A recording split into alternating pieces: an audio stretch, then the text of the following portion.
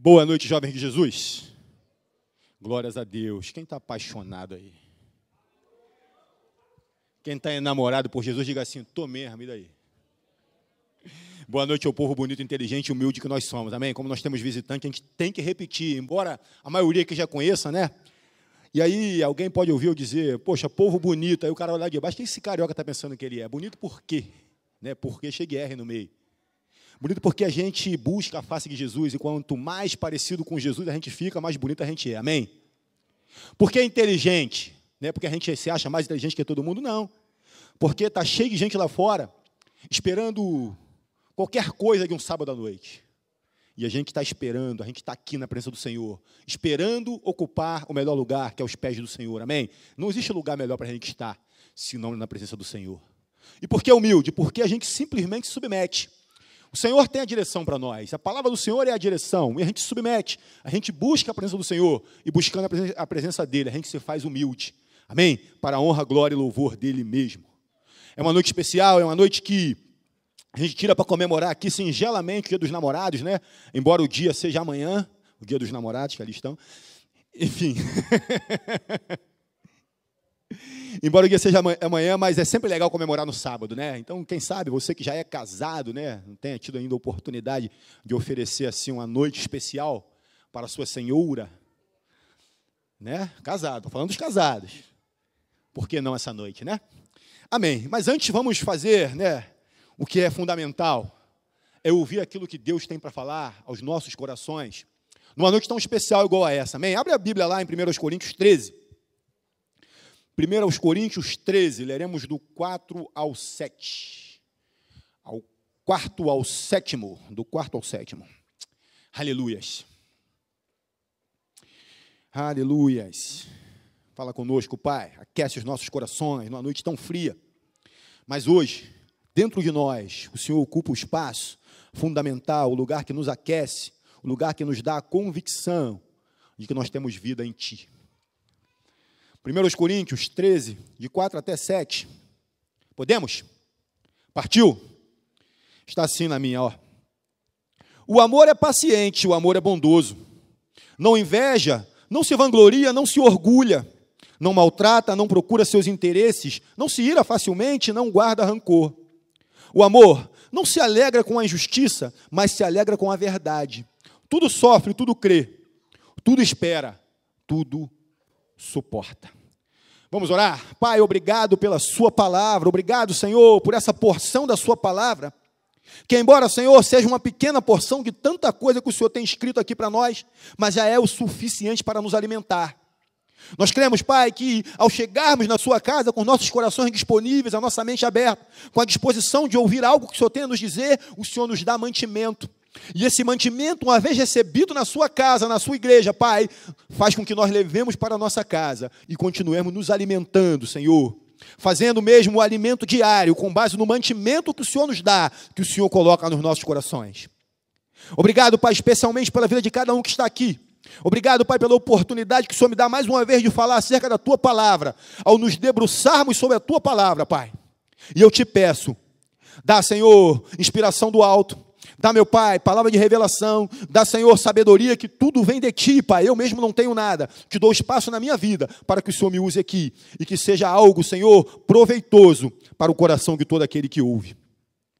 Usa-me a mim, Pai. E todo inimigo da cruz, todo aquele que pensou que iria soprar algo nos ouvidos que aqui estão, fora deste lugar. Somente o Espírito Santo pode falar conosco. Somente o Espírito Santo tem autoridade e poder para se manifestar no nosso meio. Você crê? Amém, glória a Deus, senta lá, em nome de Jesus.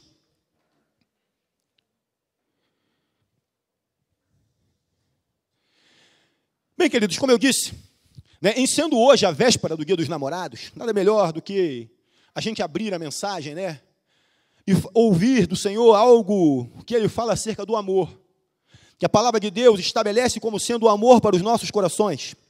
E, afinal de contas, nós, ao olharmos para o Dia dos Namorados, precisamos saber que se trata de uma data comercial. É uma data que o comércio estabeleceu como sendo o Dia dos Namorados para que as pessoas troquem mimos, troquem presente. Aqueça o comércio, logicamente, mas que as pessoas se lembrem que tem alguém né, com quem dividir um sentimento, um coração, um afago, dividir algo que vem de dentro, irmão. Amém? É uma data especial. E nada melhor do que, como eu disse, abrir a mensagem falando acerca do amor. E glórias a Deus, porque nós temos a oportunidade de comemorar esse dia aqui no meio da nó, amém? Porque o Senhor tem feito grandes coisas aqui nas datas dos namorados, né? Na data do dia dos namorados, que o ano passado a gente fez também aqui uma bagunça santa para honra, glória e louvor do nome de Jesus, né? O Felipe mesmo, que está ali, ó, se firmou num evento do Dia dos Namorados, né? Até então ele vinha assim, passava de passagem, mas depois do Dia dos Namorados ele nunca mais foi o mesmo. O Tinho também, cadê o Tinho? O Tinho era motivo de zoação. A moral que ele mete agora, a marra que ele mete agora. Ele era motivo de zoação. Ele passava, né, o Dia dos Namorados sozinho, todo mundo caía na pele dele. E olha lá, ó, tá lá com a costela achada dele do lado, amém? É motivo de glorificar de pé ou não, igreja? Glórias a Deus. Então, nessa noite, como nós temos aqui certamente um grupo eclético, nós temos aqui solteiros, nós temos namorados, noivos, casados, né? Nós temos um pouquinho de cada tipo aqui.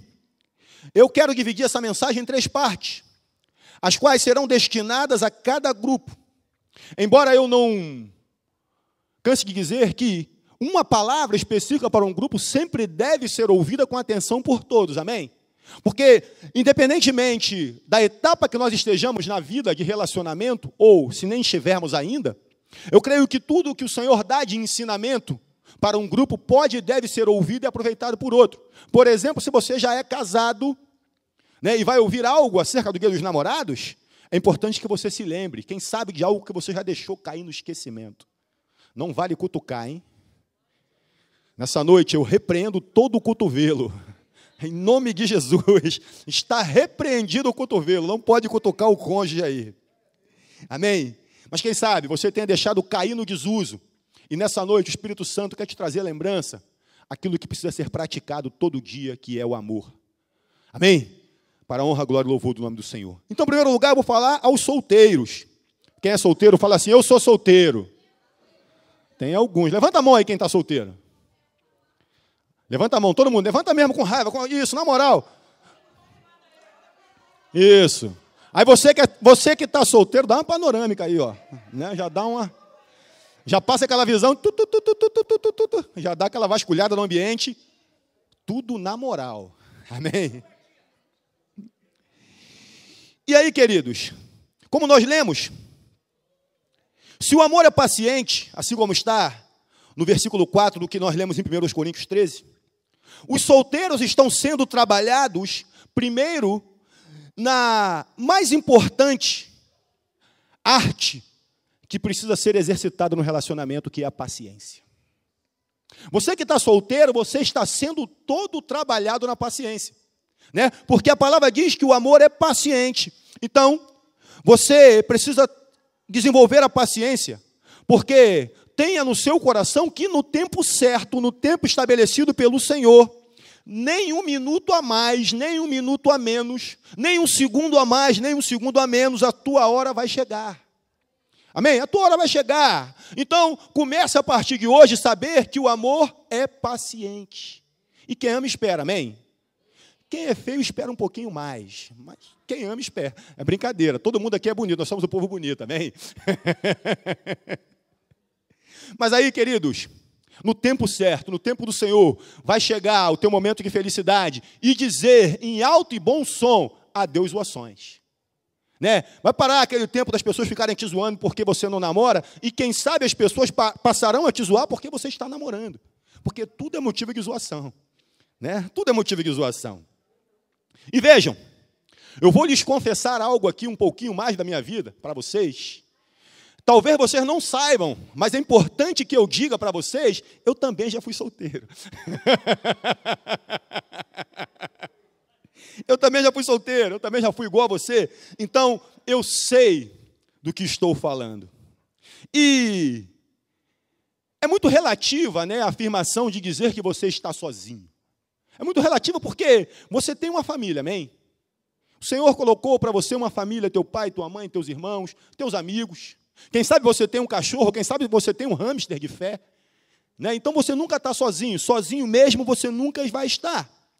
E o Senhor tem colocado pessoas ao teu redor para que você possa curtir esse momento dito de solteirice de outras formas. Então não se apoquente, como diziam os antigos lá do interior. Fique tranquilo, espere no Senhor. E em relação em ter uma pessoa para você poder chamar de tua costela encontrada, né? Existe a costela perdida que você não encontrou ainda, mas quando você encontra, ela passa a ser costela encontrada. Encare isso com naturalidade.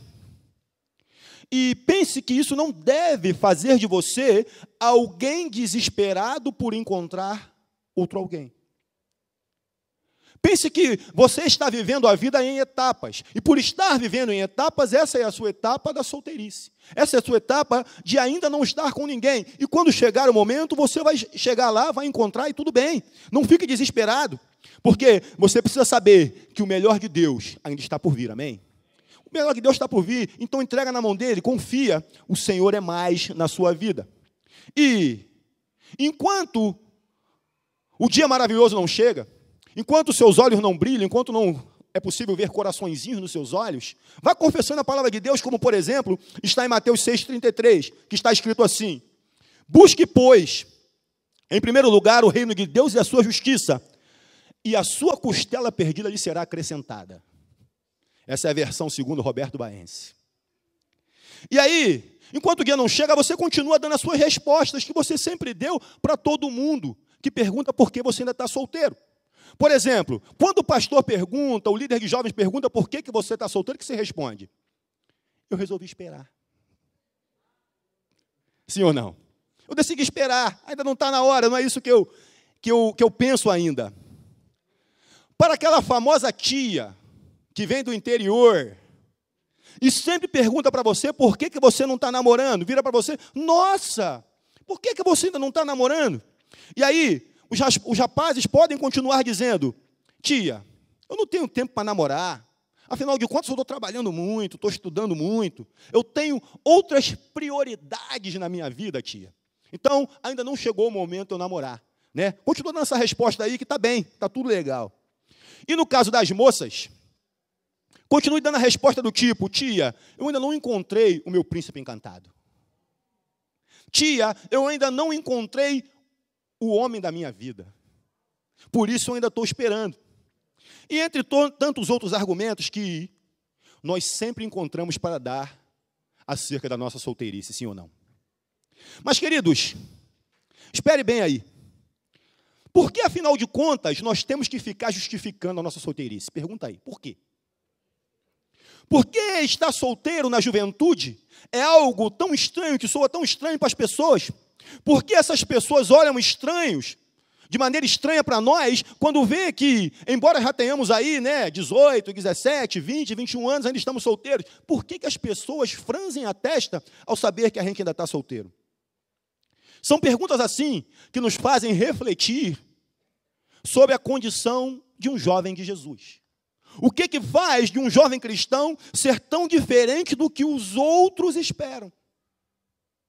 Porque os outros sempre têm uma expectativa acerca de nós, sim ou não?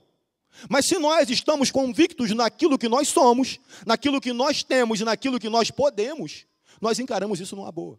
Nós sempre encararemos isso numa boa. Porque parece normal que namorar sem propósito, só para estar com alguém, namorar sem compromisso, só para não passar o dia dos namorados sozinho. Namorar como fazendo uma espécie de test drive. Eu tento, se não der certo, eu largo. Eu largo, se não der certo, eu tento.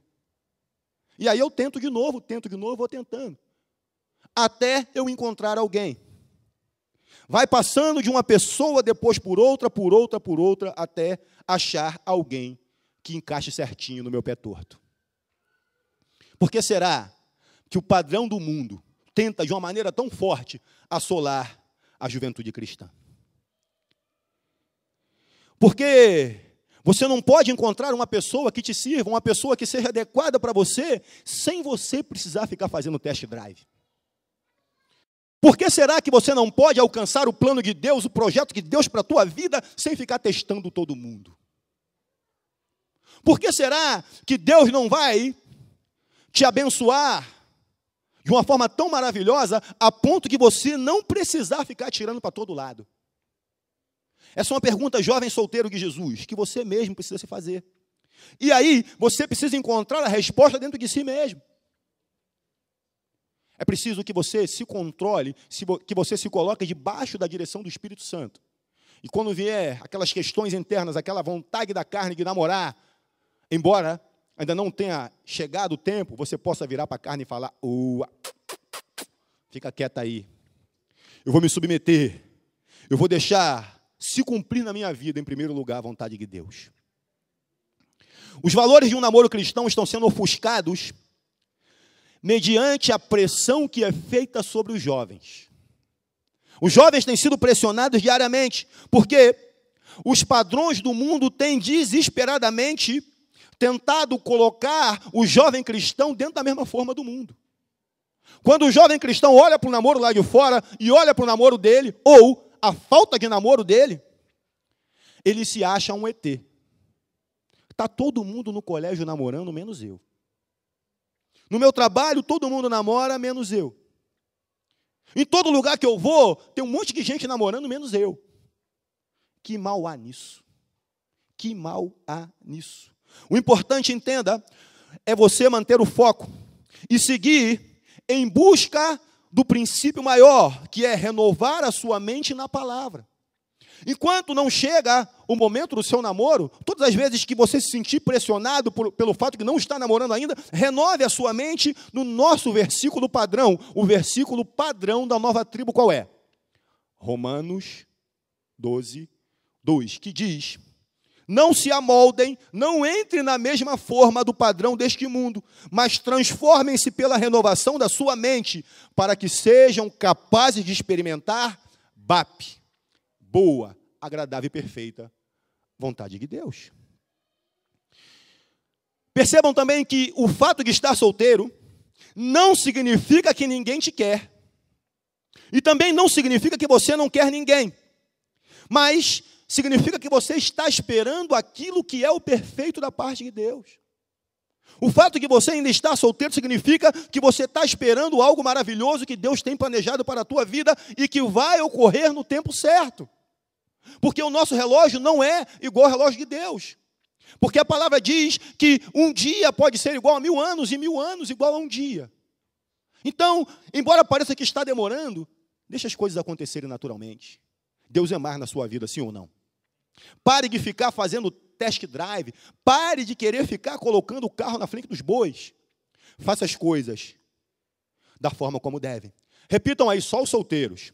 Eu não vou gastar os meus lábios beijando qualquer boca. Não vou gastar os meus lábios, porque fazer isso é promiscuidade.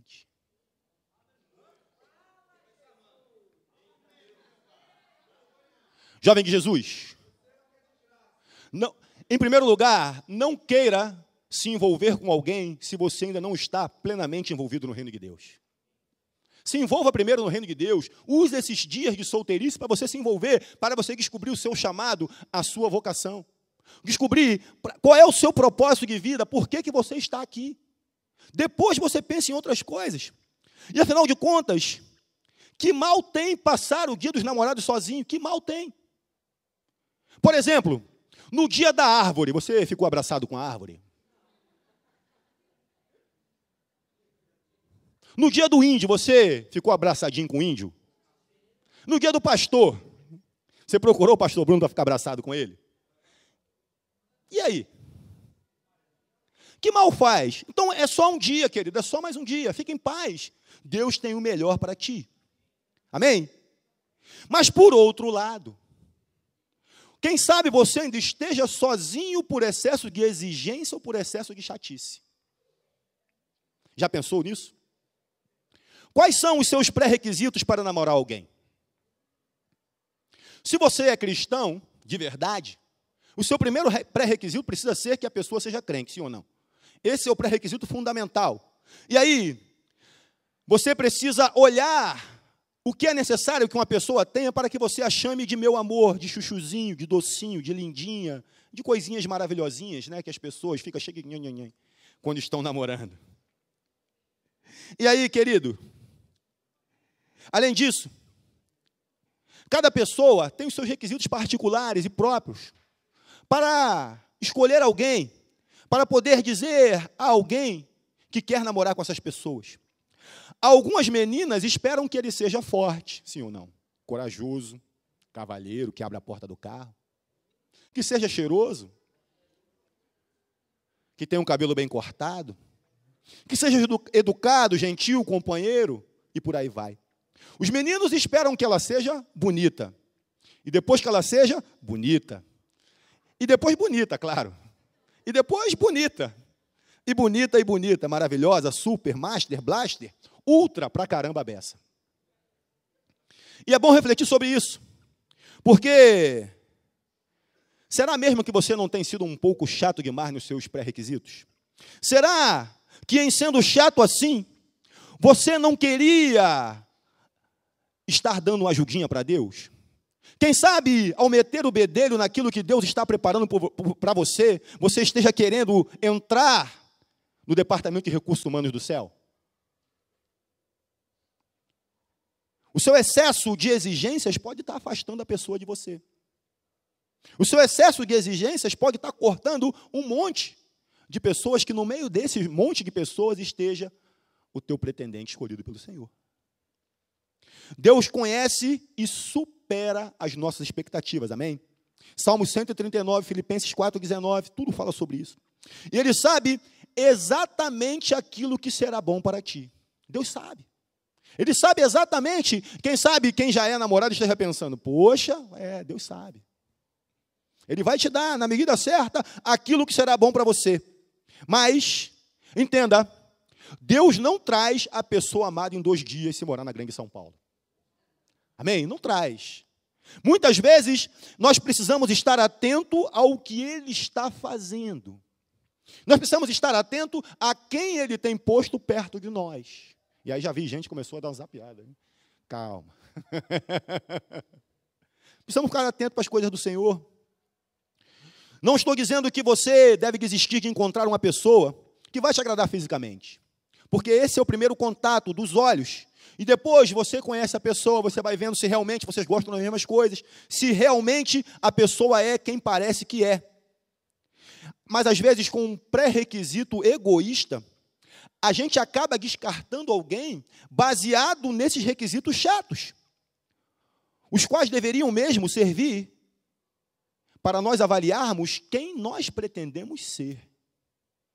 Se eu quero uma namorada bacana, eu preciso ser o melhor namorado. Quem sabe você não esteja mirando no outro aquilo que você sabe que não é ainda. Aquilo que você sabe que precisa ser. Quer ter uma pessoa legal? Seja uma pessoa legal. Não espere achar a pessoa certa se você não estiver disposto a deixar a pessoa errada. Quem sabe a pessoa errada é você mesmo. Quer ter uma pessoa com aparência legal? Cuide da sua aparência. Cabelo, roupa, cheiros, bafo de levantar defunto. Todas essas coisas precisam ser verificadas. Se estão ok. E eu também não quero nessa noite dar uma lista de requisitos cristãos para um jovem procurar uma pessoa.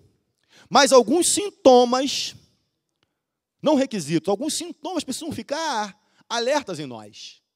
Porque o Senhor às vezes nos dá pequenos alertas que a gente simplesmente deixa passar batido. Simplesmente não presta atenção. Eles estão bem aí do lado. Se a gente estiver atento, a gente pesca, senão a gente dança. Primeiro sintoma. Como a pessoa se comporta nas redes sociais? Vejam que o Facebook pode falar muito acerca de uma pessoa. As empresas, por exemplo, já estão selecionando candidatos a trabalho com base no que ela posta no Facebook. Então, por que não você usar isso em seu favor?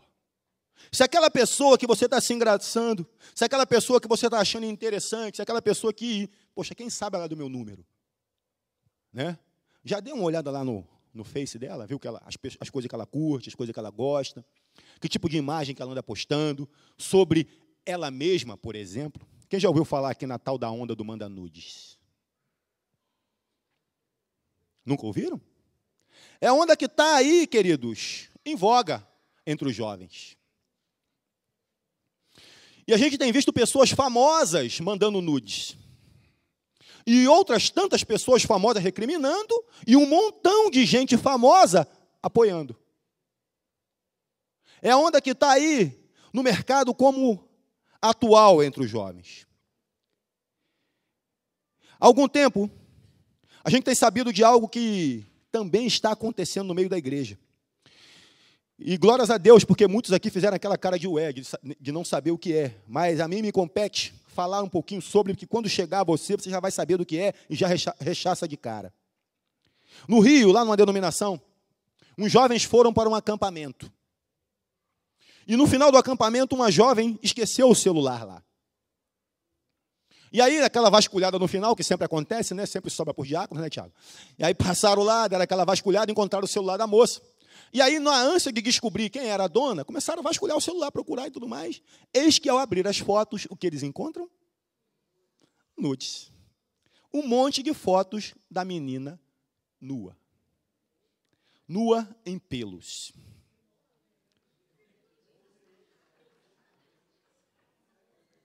Outros relatos dizem que muitas meninas, ao começarem a se relacionar com o carinha, se depara, de repente, assim, pelo WhatsApp, numa mensagem do carinha, manda nudes.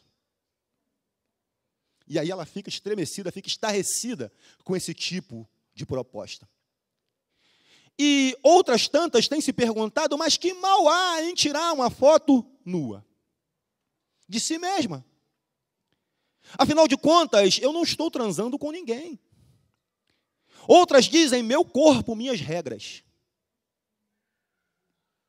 E perguntam ainda se essas fotos forem só para mim. Que mal tem se só eu vou ver essas fotos? Outras ainda dizem, eu mando para o meu namorado, sabe por quê? Porque a gente não transa. Então não tem nada demais eu mandar uma foto desse tipo para ela. São algumas justificativas que têm pairado por aí. São algumas justificativas que nós, ao perguntarmos, ao queremos saber por quê, a gente tem recebido esse tipo de justificativa. E se a gente parar para ponderar um pouquinho sobre isso, a gente vai descobrir sobre tais questões algo como, em primeiro lugar, uma foto de uma mulher nua instiga sensualidade. Para os homens, desperta desejos sexuais. E para as mulheres, desperta o desejo de ser sexy. De ter o corpo da foto, de se sentir desejada pelos homens, de querer ser um símbolo sexual. O fato é que tais fotos exibem um corpo nu, mesmo aquelas fotos que são seminuas. E exibem em público uma sensualidade que deveria ser vivida apenas na vida comum do lar, apenas no leito sagrado do casamento. E começam a exibir coisas que não deveriam ser colocadas e depois se arrependem por aquele carinha que ela achava que valia a pena mandar a foto para ele, espalhar na rede para todo mundo ver. Chegamos ao tal ponto do absurdo que alguns nudes têm passado desapercebido, porque entenda, o nudes não é todo nu por completo. Na maioria das vezes não é assim. Mas são fotos sensuais, fotos que destacam determinadas partes do corpo. E a gente tem visto isso passar por nós de maneira desapercebida. Sabe por quê? Porque a gente já está sendo intoxicado com esse tipo de informação. E chega uma hora que tudo vira paisagem. E a gente já não se ofende mais com aquilo que tem chegado aos nossos olhos e nós passamos a ser tolerantes com isso. Em segundo lugar, nudes incitam pensamentos pecaminosos, tanto para os meninos quanto para as meninas. Incitam as famosas fantasias sexuais, que não devem, de forma alguma, manchar a mente de alguém que tem uma vida chamada de jovem de Jesus. Não devem. Quando Jesus pregou o Sermão do Monte, ele elevou o nível do sarrafo.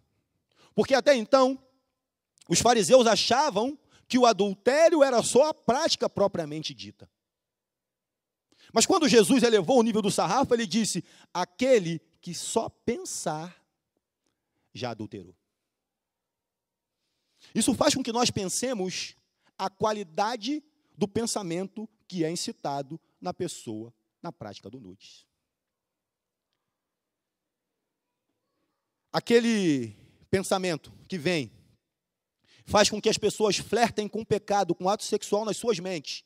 E aí, por isso mesmo, já está pecando. Então, o Senhor Jesus veio para nos dizer que o bagulho é muito mais doido do que a gente pensa. Em terceiro lugar, o padrão de beleza estabelecido em fotos de celebridades não exibem a vida real delas. Quem sabe, jovens têm visto fotos de famosos mandando o tal do nude e falando: se ela pode, eu posso também, eu tenho um corpo tão bacana quanto ela. Não tem. Sabe por quê? Aquelas fotos normalmente são processadas. Passam pelo famoso Photoshop. Ou ainda, algumas realmente podem ter um corpo bacana, mas aí elas fazem do corpo o seu Deus. Elas começam a adorar o próprio corpo e inverter os valores. Passam simplesmente o dia inteirinho na academia. Por isso, o que elas têm a oferecer é uma beleza vazia da sabedoria divina. Por fim, ainda que sejam fotos só para você, não há nenhuma motivação legítima que torne essa atitude aceitável para um jovem que confessa a Cristo como seu Senhor e Salvador. Não há. O que se deve fazer é perguntar: para que mesmo eu preciso tirar fotos nuas?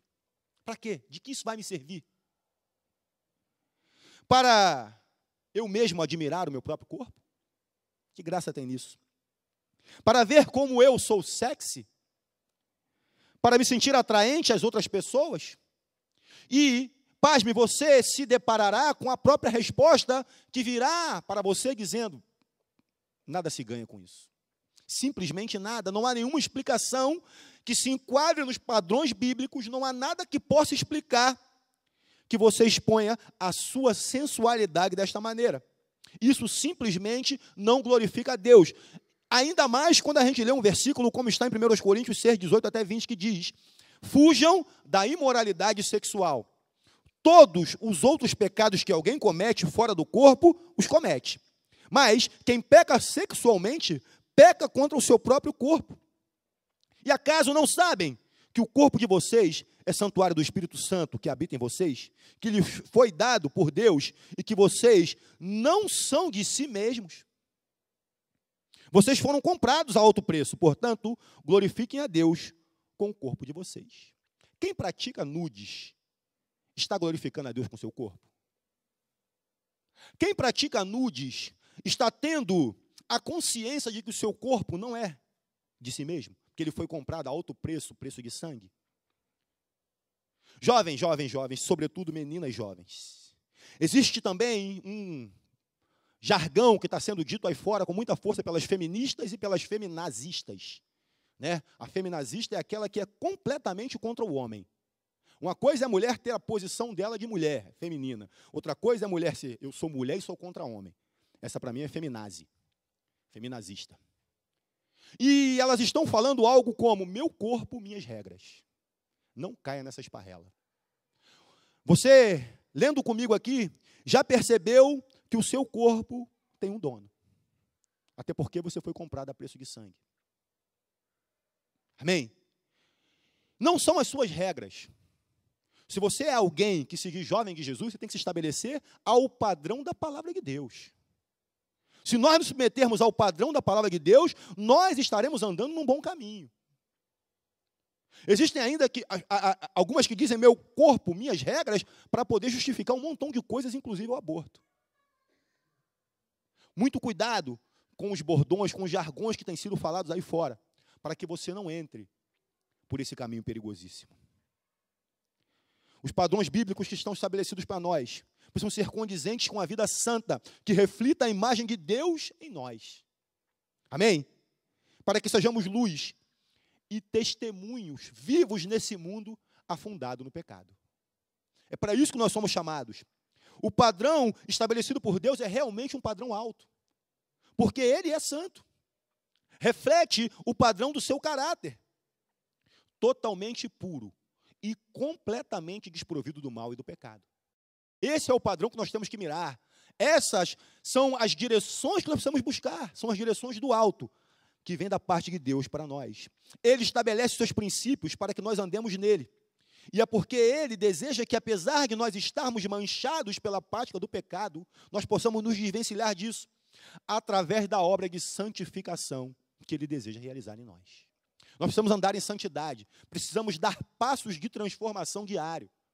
Cada dia ser um pouquinho melhor do que nós éramos ontem. É para isso que nós somos chamados, queridos. É para isso que nós estamos aqui. 3 coisas são muito importantes diante disso tudo que a gente precisa se lembrar. 1, é o Espírito Santo que nos capacita a cumprir o padrão de Deus. Amém? É o Espírito Santo. Nós precisamos entender, Ele vai nos capacitar. Nós não conseguiremos nada sozinhos. 2 Pedro 1, 3 e 4, Gálatas 5, 16. Nossas atitudes externas devem refletir uma transformação interior, de maneira que, ao sermos transformados interiormente, isso saia. E as pessoas possam ver a transformação em nós. Amém? Se nós andamos com o Senhor, queridos, precisamos ser transformados. Se você não está experimentando transformação na sua vida, você precisa de conversão. Amém? Precisa de conversão, não tem jeito. É isso que você precisa buscar na sua vida. Romanos 12, 1, 2, como nós lemos, Colossenses 5, 14 e 15. E terceiro, sempre que nós nos dispusermos a viver de maneira santa, essa maneira que Deus estabeleceu, nós desfrutaremos de bênçãos espirituais em virtude da comunhão com Deus. À medida que nós quisermos andar no padrão santo do Senhor, nós iremos desfrutar de tudo maravilhoso que Ele promete para nós na palavra dEle. Precisamos andar nisso diariamente. É nossa responsabilidade ter um viver digno, segundo a vocação que nós fomos chamados. E muito além disso, sermos usados por Deus, debaixo da sua graça, para sermos testemunhos vivos para aqueles que nos cercam. Um jovem de Jesus não manda nudes, amém? Não tem jeito, não dá para achar um meio termo, distorcer um pouquinho, não pode. Se coloque fora disso, em nome de Jesus, porque vale a pena obedecer. Se você tem exposto o seu corpo dessa maneira, ou talvez, não faça nudes, mas faz imagens insinuantes. Imagens que deixam determinadas partes do corpo à mostra. De uma maneira muito clara, como seios, bumbuns, contornos. Em nome de Jesus, mude a sua atitude. É hora de parar. É hora de arrepender-se e submeter à graça de Deus. Porque sempre haverá o perdão disponível para um coração verdadeiramente arrependido. Amém? Sempre haverá um perdão da parte de Deus, se nós nos arrependermos, nos quebrantarmos e sinceramente queiramos ser semelhantes à imagem do Senhor. Um outro indicador importante que a gente precisa olhar quando está procurando alguém. Como a pessoa se comporta no seu dia a dia? A palavra fala em Salmos 119, 9. Como pode o jovem manter pura a sua conduta? Vivendo de acordo com a tua palavra. Jovens de Jesus, os dias são maus, sim ou não? Na verdade, os dias são muito maus. E dá sopra para o azar, embora os dias já sejam maus, a pessoa ainda dá sopra para o azar, complica muitíssimo as suas vidas. Imaginem para quem leva a vida doidado. Se as coisas já são ruins para quem anda no caminho, para quem procura ter uma vida reta, imagine para quem dá sopa para o azar, imagine para aquele que se expõe a toda a prática, a toda sorte ou azar de problemas na vida. Quem ficou sabendo daquela situação lá no Rio de Janeiro, da menina que foi estuprada, violentada por 12, 13, 14, 15, 16, 17, 20, 30, não sei exatamente quantos, todo dia vem uma quantidade diferente de monstros.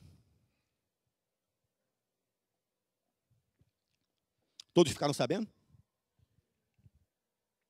E antes de mais nada, eu quero registrar que nada, rigorosamente nada, pode servir de justificativa para o que aqueles monstros fizeram. Amém? Nada pode servir de justificativa para isso. E também não quero dizer que a culpada foi a menina. Mas, de todas as situações, nós precisamos tirar preciosos aprendizados. Porque o inteligente aprende com seus próprios erros, sim ou não? Mas o sábio aprende vendo o erro dos outros. Então, o que nós queremos ser sábios nessa noite. E ao procurar um pouco mais sobre o caso, eu encontrei uma reportagem num site que trouxe algumas informações que nos fazem pensar um pouquinho melhor acerca do comportamento daquela menina. Palavras da avó. O vídeo é chocante. Eu assisti. Ela está completamente desligada, afirmou a avó.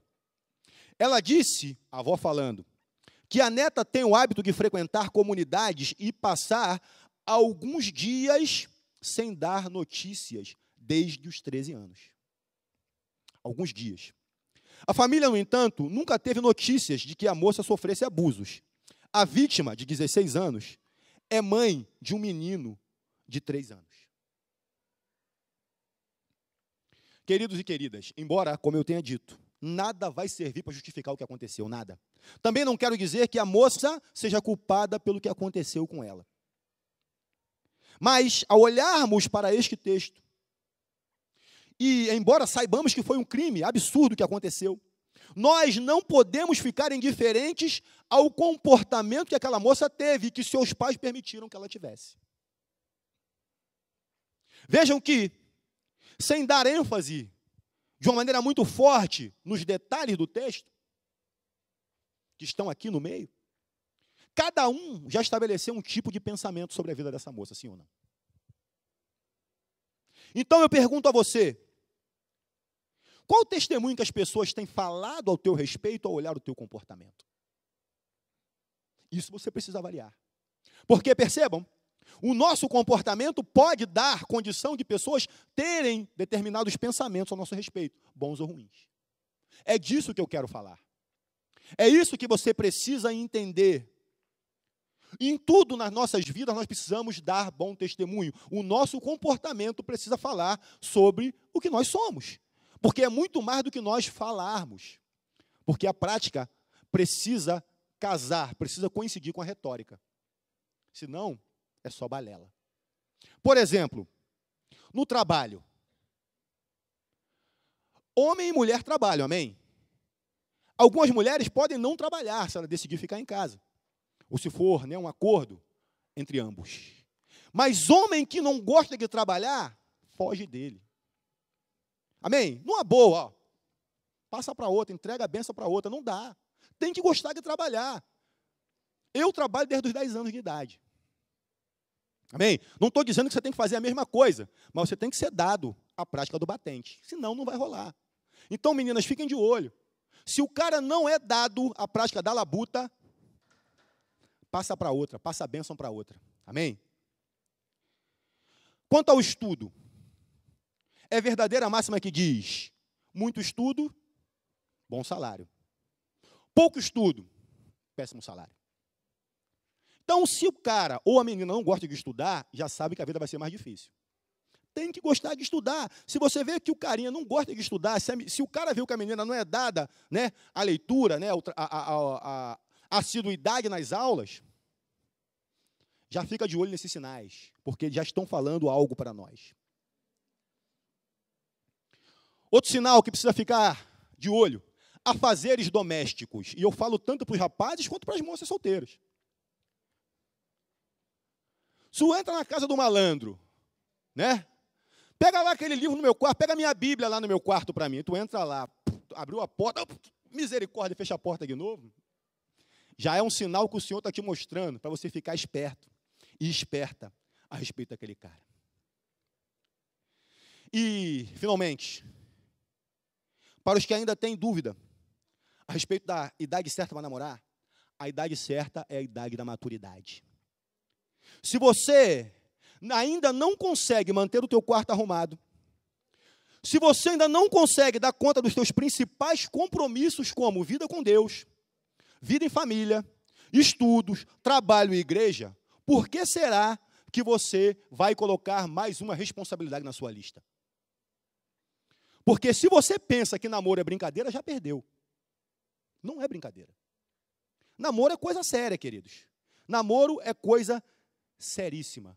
Então, antes de você caminhar nessa direção, pense sobre o tamanho das responsabilidades que você já tem e como é que você lida com elas. E aí você vai ver se você já está num nível adequado de maturidade. Eu não falo de idade, amém? Eu falo de maturidade.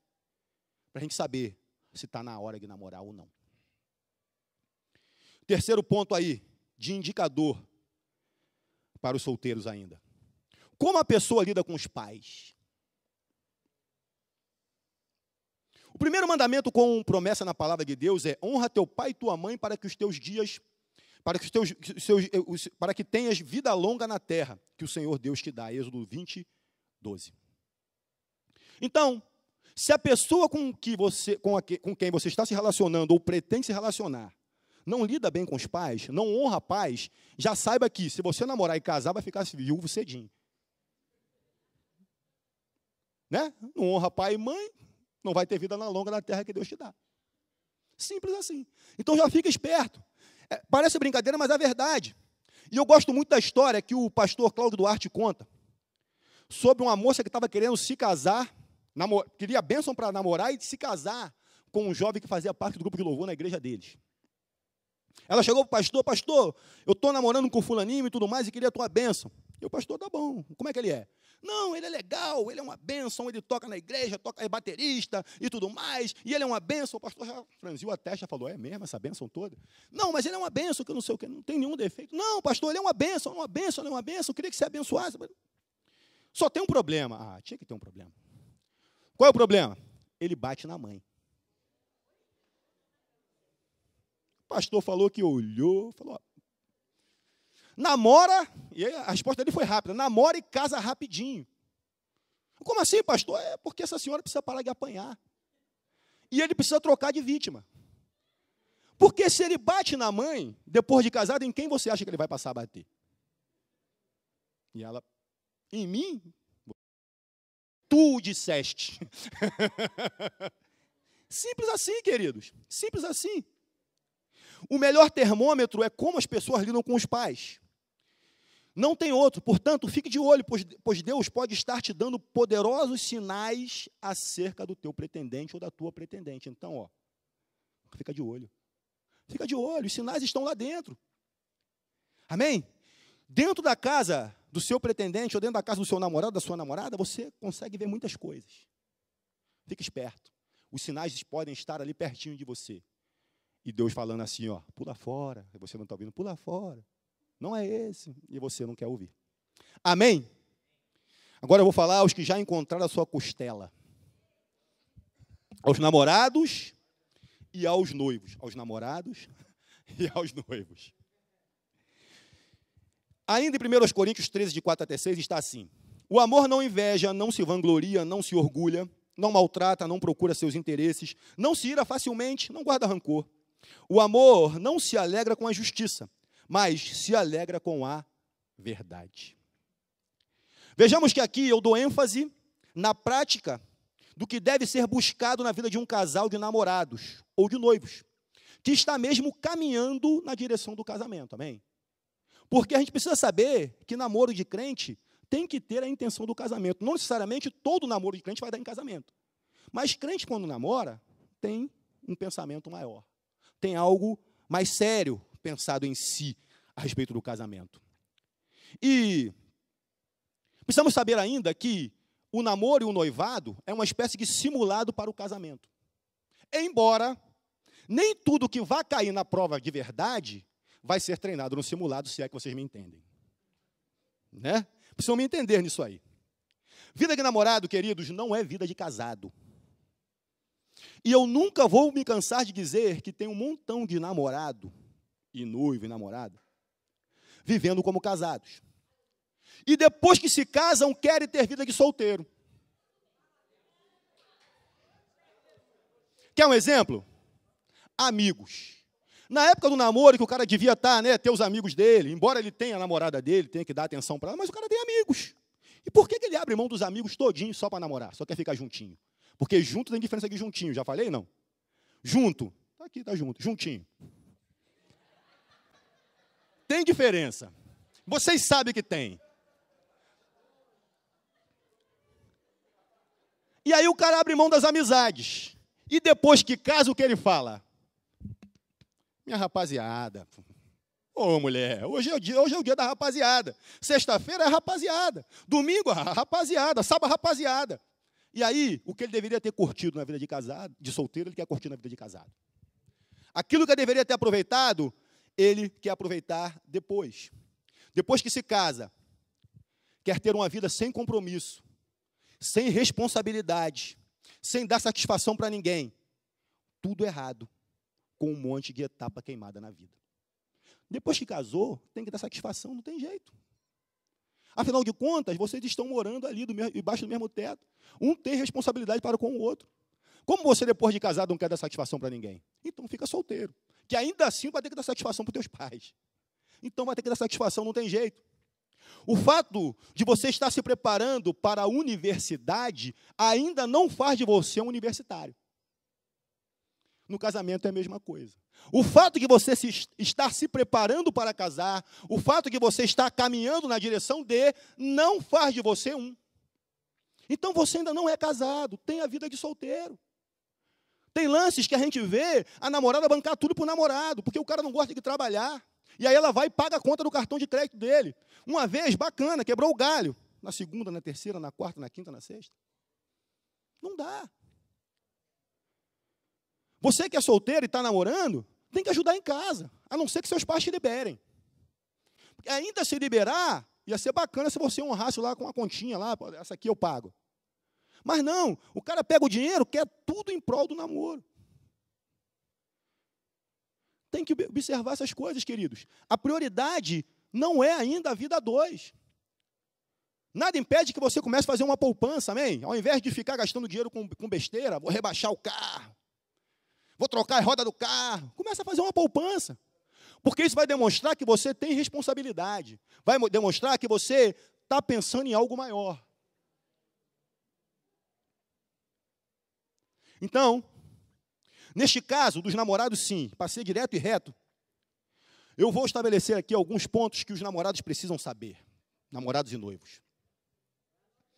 Primeiro, anota aí. O seu desejo de fazer sexo com a pessoa que você namora não é ruim. Não é ruim. Seria um problema se fosse diferente. Né? E aí você deveria se preocupar com isso, ou ambos deveriam se preocupar com isso. Mas a chave fundamental é que o desejo de glorificar a Deus precisa ser maior do que o seu desejo de fazer sexo. Amém? Tem que ser maior. O que eu vou colocar em primeiro lugar? O meu amor a Deus precisa ser maior ao ponto de eu dizer não para esse desejo que está queimando na minha carne. Os hormônios estão aqui, às vezes os hormônios estão encapetados. Né? E tenta tirar você do eixo. E aí você tem que estabelecer qual é a sua prioridade. A minha prioridade é seguir a direção de Deus. Aí sim verás se és madeira que dá em doido. Todo mundo sabe que é madeira que dá em doido, já falei aqui, né? No Rio a gente fala madeira que dá em doido, é madeira forte. Porque se tu der no doido com a ripa e ela quebrar, perdeu, tem que fugir, tem que, ó. Então, madeira que dá em doido é uma madeira forte. 2. Não foge não, fica aí.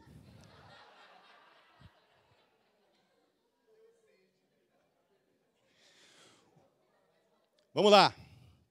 O segredo para que o desejo de glorificar a Cristo seja maior do que o teu desejo de fazer sexo é que essa decisão precisa ser tomada todos os dias.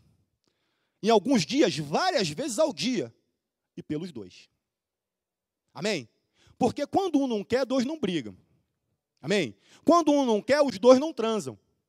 Então, Se você tiver em você este desejo diário, mantido firmemente, você vai conseguir estabelecer o padrão e não vai botar o carro na frente dos bois. 3. As pessoas que estão no relacionamento sério sempre tentarão demonstrar o seu melhor comportamento. Portanto, seja qual for esse comportamento agora, você pode esperar que com o passar do tempo, passar dos dias, ele vai piorar. Se eu começo a namorar a Flavinha agora, é lógico que eu quero demonstrar o melhor para ela, sim ou não. Mas, queridos, ninguém consegue sustentar isso durante muito tempo. Então, com o passar do tempo, a coisa tende a piorar. Conforme a intimidade aumenta, as pessoas tendem a baixar a guarda. Tendem a demonstrar aquilo que são de verdade. E, entendam, o casamento não resolve um mau comportamento de ninguém. Não resolve. Mas ele dá ênfase ao mau comportamento à medida que a intimidade, à medida que a liberdade de relacionamento surge e aumenta.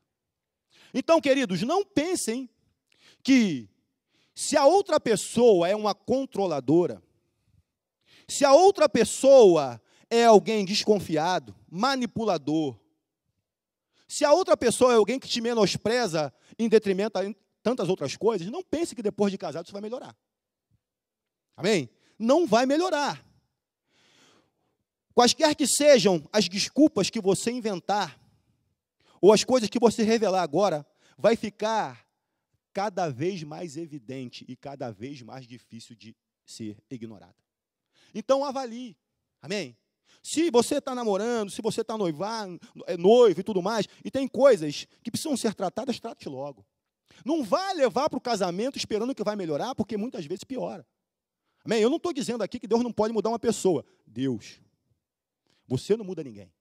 Depois que a gente casar, ele vai mudar. Depois que ele casar, a gente entra no eixo. Entra não. Você não vai conseguir consertar ninguém. E o casamento não endireita ninguém. Não permita que o seu relacionamento seja estabelecido, criado, em cima de algo que você não permite na sua casa, na sua vida de solteiro. Se você não permite que ninguém grite com você enquanto você é solteiro, não permita que o seu namoro seja assim, que o seu noivado seja assim, que isso entorne para o casamento. Não permita.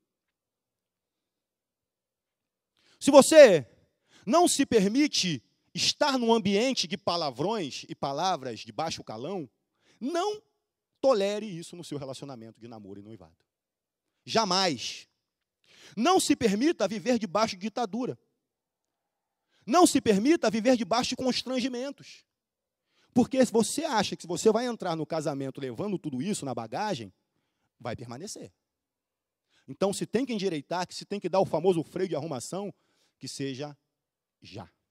Construa um relacionamento saudável, baseado principalmente na prática do respeito. Amém? 4.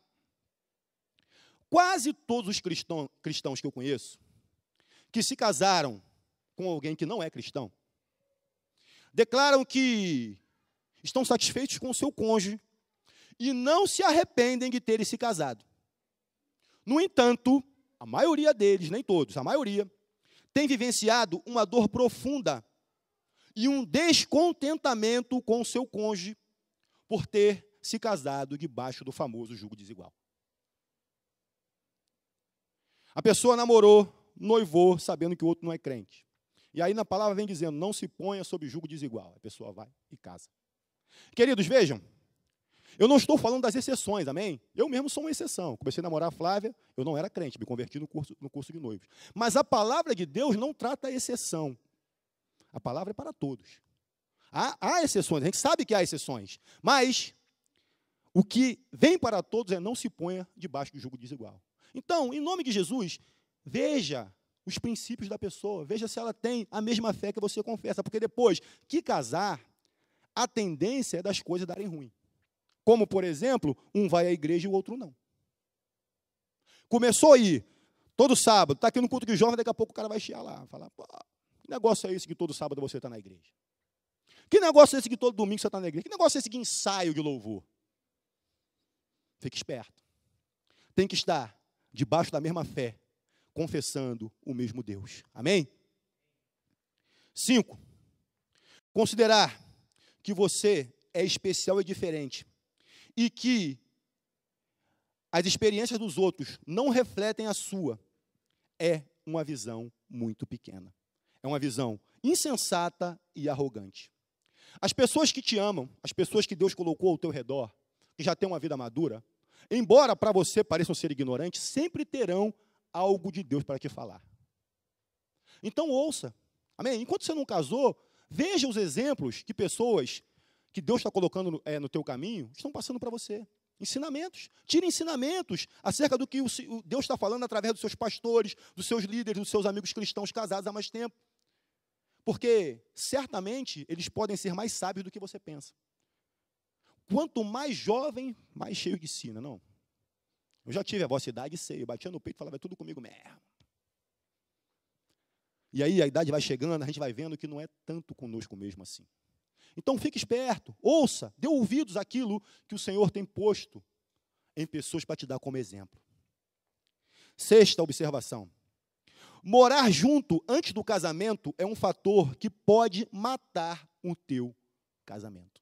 Sabe por quê? Porque a pessoa certa, no tempo errado, pode se tornar a pessoa errada. Se você coloca o carro na frente dos bois nesse nível, você tem tudo para ir para um caminho errado. 7ª observação. O sexo antes do casamento não incentiva o rapaz a crescer. Não incentiva a ter responsabilidade e a liderar a sua casa e a sua família. Pelo contrário. Isso pode ressaltar no rapaz traços de irresponsabilidade. Porque se ele não está sendo responsável agora, enquanto está namorando e noivando, ele pode ressaltar essa irresponsabilidade depois de casado. 8º. O sexo antes do casamento fere o coração de uma garota. Talvez imperceptivelmente no início, mas sem dúvidas, com o passar do tempo, ela entende que trocar os benefícios de uma aliança pelo compromisso, por um relacionamento sem compromisso, faz dela uma pessoa incompleta. E não foi assim que Deus planejou que o sexo traga satisfação, não. O sexo foi estabelecido por Deus. O sexo é algo bom para ser praticado no leito conjugal. Amém? Se alguém disse para você que sexo é ruim, que ele está te enganando. É bom no momento certo. No momento errado, ele pode trazer problemas sérios. E a gente pode escolher se faz ou não. Com quem faz ou quem não faz. Agora, as consequências ninguém pode escolher. Elas simplesmente vêm. Então, meninas, não entregue o seu corpo para um homem que não tenha prometido a Deus total fidelidade a você, dentro da aliança de um casamento. Amém? Porque quando o cara promete fidelidade a você da boca, é uma coisa, na presença de Deus, no altar, é outra. Então, não faça isso, se ele ainda não prometeu diante de Deus ser fiel a você, em todas as circunstâncias da vida.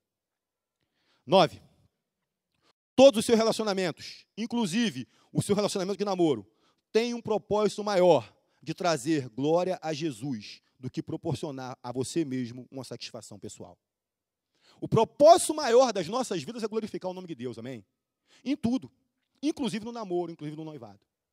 Se nós somos jovens de Jesus, se nós somos jovens que glorificam o nome de Deus, o nosso namoro tem que ser um testemunho bacana. As pessoas, ao olharem para o nosso relacionamento, precisam entender que, por sermos jovens de Jesus, os nossos relacionamentos são diferentes dos relacionamentos do mundo. Quando a prioridade máxima em nossos relacionamentos é a satisfação pessoal, ironicamente, acabamos sentindo totalmente uma insatisfação. E aí, é nessa insatisfação que a gente sente que mora o perigo. Porque ninguém vai procurar nada fora do casamento, nada fora do namoro, do noivado, se estiver satisfeito, sim ou não? Quando a pessoa começa a se sentir insatisfeita, é que mora o perigo. 10ª e última. Você é amado por Deus com uma graça abundante através da obra redentora de Cristo. E esse amor que nos envolve pela fé em Jesus nos dá poder e satisfação no Espírito Santo para buscar relacionamentos que honrem a Deus através deles e através deles aumentem a nossa alegria e satisfação. Amém? Em Deus nós somos alegres. Em Deus nós somos satisfeitos. E se eu sou satisfeito em Deus, eu posso ser satisfeito no relacionamento com outra pessoa. Então busque em primeiro lugar a satisfação com o Senhor. Busque em primeiro lugar estar diante do Senhor. E certamente você encontrará no relacionamento de namoro e noivado uma satisfação também. Agora, para encerrar, vou falar os que já estão casados.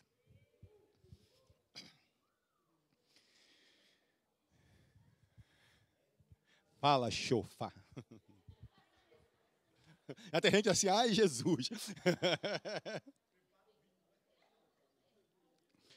Para nós que já somos casados, restou o versículo 7. No final dos versos lidos em 1 Coríntios 13, que diz: o amor tudo sofre, tudo crê, tudo espera, tudo suporta. E aí, quem sabe você já esteja se perguntando, mas por que logo isso, Roberto? Por que exatamente isso? Ora, queridos, se nós tivermos vivido cada etapa da nossa vida de uma maneira correta, se nós não estivermos queimando etapas, como o Mário gosta de falar aqui, se nós estivermos fazendo as coisas como o Senhor nos direciona, nós teremos vivido certamente uma boa fase da solteirice. Nós teremos vivido uma boa fase do namoro, do noivado, e aí nós poderemos chegar completos ao casamento. Nós poderemos estar inteiros para podermos formar a equipe de uma só carne. Amém? Porque 1 vezes meio não dá 1, amém? Só vai dar 1 se for 1 vezes 1. Então, para que eu possa entrar de maneira plena no casamento, eu preciso estar inteiro, completo, para extrair dele simplesmente o melhor que Deus planejou para a vida comum do lar. Inclusive o sexo, que é algo que aquele que ainda não é casado teima em querer ter antes do tempo. Repitam agora só os casados. Se nós estivermos preparados para as provações do casamento, o nosso amor poderá suportar tudo. Não é à toa que o significado de solteiro para o cristão não é solto. O mundo fala solteiro é aquele que está solto, né? Solteiro no Rio de Janeiro, parado em qualquer praia, sou solto em qualquer lugar. Então, a música fala assim. Solteiro, para quem é cristão, significa sou inteiro. Se eu sou inteiro, eu não estou pelo meio. Se eu sou inteiro, nada está faltando em mim. Eu estou completo para poder completar o plano perfeito que Deus estabeleceu no casamento. Está em Gênesis 2:24. Por essa razão, o homem deixará pai e mãe e se unirá à sua mulher, e eles se tornarão uma só carne. Então, queridos, o casamento é uma união maravilhosa, onde 2 se tornam um. O ministério de uma só carne. Mas, como eu disse, como eu poderei me tornar um se eu estiver pela metade? Se me estiver faltando algo? Se na minha alma está faltando alguma coisa? Se as minhas emoções estão bagunçadas? Se algo dentro de mim ou no meu corpo físico está faltando? Por isso mesmo, nós precisamos viver muito bem as etapas da nossa vida de maneira completa, segundo o plano de Deus. Para que, quando vierem as tribulações, nós possamos suportar. Porque, entenda, Jesus não nos enganou. Ele disse que no mundo nós passaremos por aflições. E no casamento não é diferente. Ah, Roberto, mas meu casamento é crente, eu estou na igreja, e daí? A palavra de Deus nos promete paz, não tranquilidade. E o que é ter paz, mesmo em momentos intranquilos? É passar por essas intranquilidades como se não estivesse passando. É hora que alguém vai olhar para você e fala, poxa, esse casal está passando por dificuldades. Esse casal está passando por problemas de faltura, não de fartura. Farta tudo lá em casa. Esse casal está passando por um problema de saúde. Esse casal tem problemas, mas vejam como eles são firmes. Vejam como eles são serenos. Veja que como na casa deles a gente não escuta gritaria, palavrões. Veja que mesmo passando por momentos difíceis, eles se mantêm tranquilos, porque o amor tudo suporta. O amor tudo sofre, o amor tudo crê, tudo espera. Então, para que nós possamos viver de uma forma saudável dentro da vida comum do lar, para nós que já chegamos ao casamento, para que possamos mesmo viver plenamente o propósito de Deus para a vida a dois. O Senhor nos dá direções na palavra, e eu quero falar rapidamente aqui acerca de 5 direções poderosas da parte de Deus, que nós, enquanto casados, precisamos observar na nossa rotina. Possamos vivê-la diariamente e não deixarmos escapar por entre os nossos dedos, porque às vezes nos pequenos detalhes é que surgem os grandes problemas. Primeira direção, o poder das palavras. A palavra de Deus diz em Provérbios 18, 21, a língua tem poder sobre a vida e sobre a morte. Os que gostam de usá-la comerão do seu fruto. Vejamos, queridos, que a Bíblia ressalta em muitas partes sobre o poder das palavras. E muito na palavra é tratado sobre a verbalização dos sentimentos. Aquilo que nós falamos é o que está cheio no nosso coração, sim ou não? Tamanho é o poder liberado quando a gente usa a nossa língua, seja para abençoar, seja para amaldiçoar as outras pessoas, seja elas quais forem. E trazendo aqui para o nosso tema, que é o casamento, o Espírito pede que nós avaliemos a qualidade das palavras que têm sido liberada entre nós enquanto casados. Marido, esposa e vice-versa. Como é que tem sido a qualidade das palavras que têm sido liberadas entre vocês? Você tem o hábito de abençoar o seu cônjuge? Sim ou não? Na minha casa com a Flavinha, a gente já tem 16, quase 17 anos de casado. A gente estabeleceu desde sempre o hábito de nos abençoar com palavras. E eu não saio para trabalhar sem falar com ela. Às vezes ela está lá deitada ainda, vou lá, dou um beijo, abençoo ela, me abençoa também. Bonitinho, né? Mas isso tem um poder tremendo. Vejam que, por esse ambiente de palavras de bênção, os nossos filhos já estão sendo criados na mesma direção. Embora nós não os tenhamos empurrado para isso. Mas eles já criaram o hábito de não sair para estudar sem dar um beijo na mãe. Amém? Sem que ela diga para eles, Deus abençoe. Uma vez o Benício falou, né, amor? Mamãe, você não falou Deus abençoe. Então, queridos, o ambiente da nossa casa muito é reflexo daquilo que nós falamos. Então, precisamos avaliar que, em pequenos hábitos que nós desenvolvemos, nós podemos criar uma atmosfera de santidade ou não ao nosso redor. Aquilo que a gente verbaliza dentro da nossa casa pode dar autoridade no mundo espiritual para coisas que nós não desejamos permanecer na nossa casa. Até mesmo se alojar na nossa casa. Precisamos avaliar a qualidade do que nós temos falado.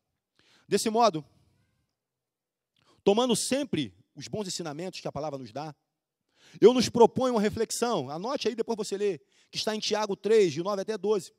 Anote, depois você lê, Tiago 3, de 9 até 12. O capítulo 3 de Tiago fala tudo sobre palavras, sobre verbalização, né? Compara a língua lá, um leme do navio, que um pedaço tão pequeno move um navio todo e tudo mais. Observe especificamente o que ele fala aqui, dos versículos 9 até 12. E você vai entender o poder daquilo que você tem verbalizado dentro da sua casa. 2. O poder da atenção. Está em Romanos 12, 10. Dediquem-se uns aos outros com amor fraternal. Prefiram dar honra aos outros mais do que a si próprios. Vamos combinar que a manutenção do amor carece de empenho em atenção, sim ou não? Para um amor ser saudável, para um amor ser bacana, que esteja bom para ambos os lados, precisa ser empenhado nesse amor a prática da atenção. E nessa passagem que o apóstolo Paulo orienta os romanos, ele fala para que eles se dediquem uns aos outros com amor. Porque ele sabia muito bem que ninguém pode demonstrar amor para o outro sem dar atenção. Ninguém pode dedicar amor ao outro sem demonstrar comportamento, porque amar é um comportamento, é muito mais do que falar. Se eu digo que amo a Flavinha, mas não faço nada para ela que demonstre esse amor, de nada vai servir. De nada vai adiantar.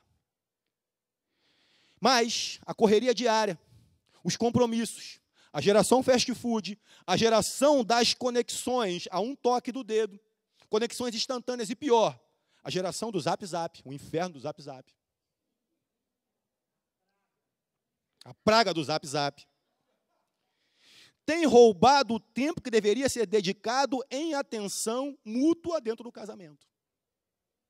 O momento que o casal deveria estar conversando, trocando ideias, não necessariamente falando de problemas, amém? Porque o casal não deve ter só problemas para tratar, deve ter coisas bacanas.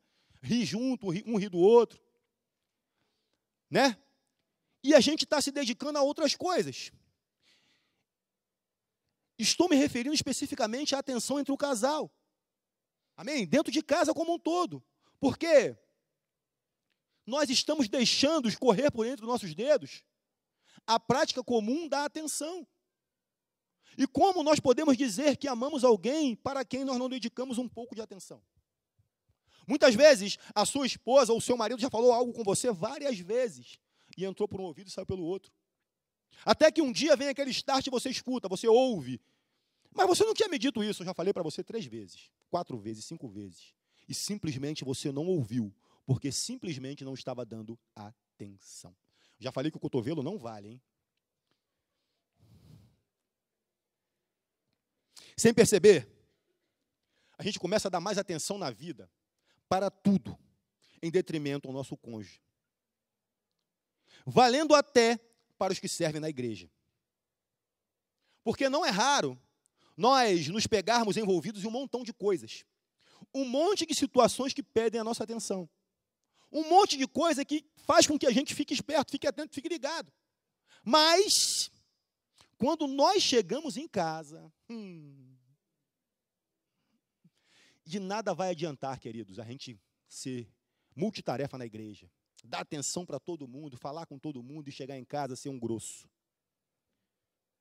Não vai adiantar de nada as meninas darem atenção para todo mundo e chegar em casa e não querer nem olhar para a cara do marido. De nada vai adiantar ser um desligado, ser um indiferente. Às vezes a outra parte está ali, querendo conversar, trocar umas ideias, e a gente simplesmente não dá atenção. E isso é um caso para sem noção. Quando você larga tudo e olha para o seu cônjuge nos olhos e o escuta, você está dizendo nas entrelinhas que nada é mais importante naquele momento do que o seu cônjuge. Vem cá, eu vou te dar atenção, eu vou olhar nos seus olhos, eu vou ouvir o que você quer me dizer. Vou prestar atenção no que você está me falando. Mas, por outro lado, quando o seu cônjuge fala algo para você e você não ouve, você está dizendo, olha, tem um montão de coisas que me interessam tanto quanto você ou até mais. Então, entra na fila aí. Quando puder, eu te dou atenção. Entendamos que ouvir é uma das mais lindas expressões de amor. 3. O poder do mimo. Atos 20, 35 na parte B.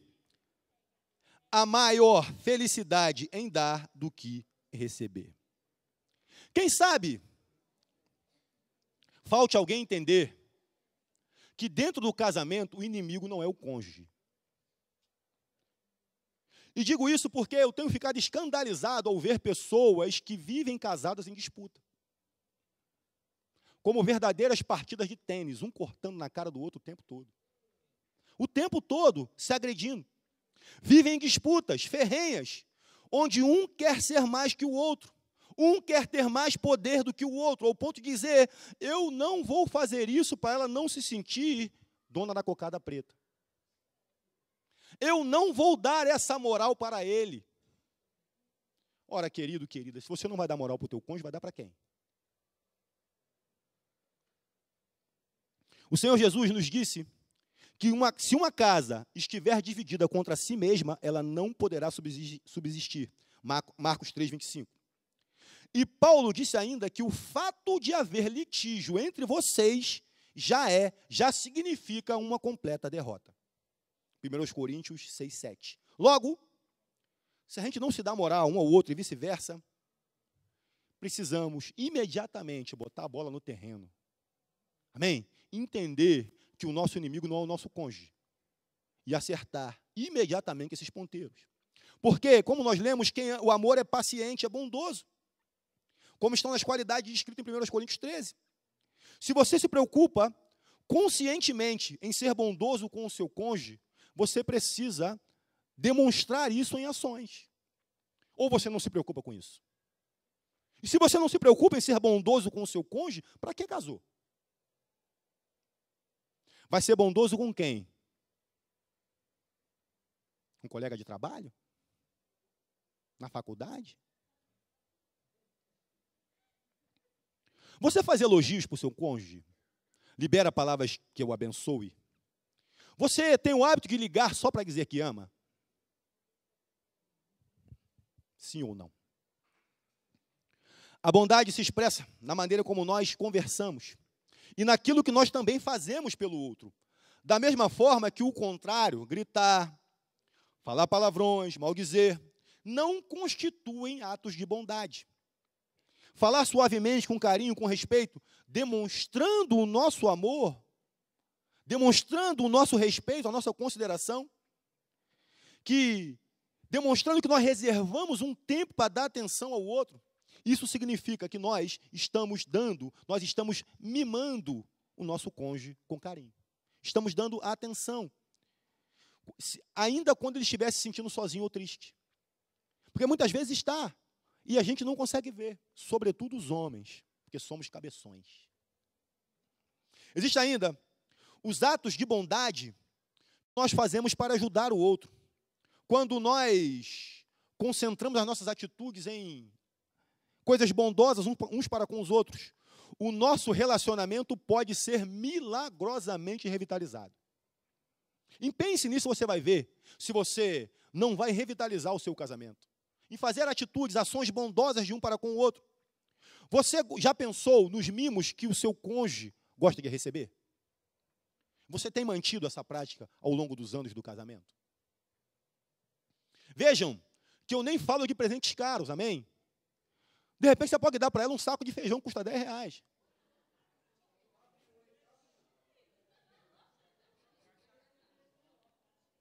Mas é brincadeira.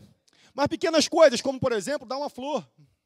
Ontem eu dei uma flor para minha esposa. Na verdade, eu ia dar, mas ela pegou antes de eu dar. Deixei dentro do carro escondido, ela entrou no carro, mexeu lá. Que é isso? Eu falei, é para você.